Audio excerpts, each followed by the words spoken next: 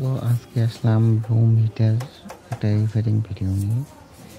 তো branded heater বলে দেখি, ব্যান্ডেড আর কম দামের মধ্যে হিটারের মধ্যে পার্থক্যটা কি, এটার জন্যে আজকে কাজটা এগুলো বেশিরভাগ টাইম আমাদের দোকানে আসে না, মোটরের কাজটাই বেশি আসে।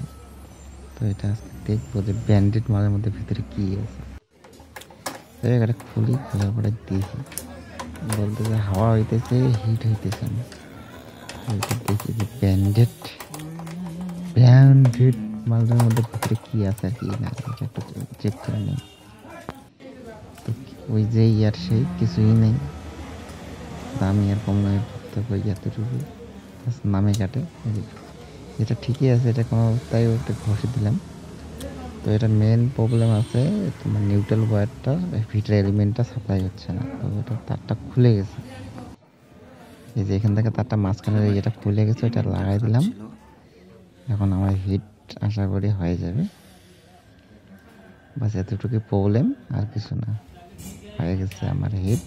এটা ভিডিওটা দেখাইতে পারলাম না যদিও, আমিও কনফিউজ ছিলাম যে মালটা কী প্রবলেম। তবে এলিমেন্টটা দেখার পরে দেখলাম যে তার একটা খুলে গেছে, এটা লাগাই দিলাম, বাস হিট চালু। তো যাই হোক, ওই ব্র্যান্ডের আর কম ইয়ের মধ্যে ওই পার্থক্য কিছুই নেই, নামে কাটে, এতটুকু বলার ছিল। টাটা।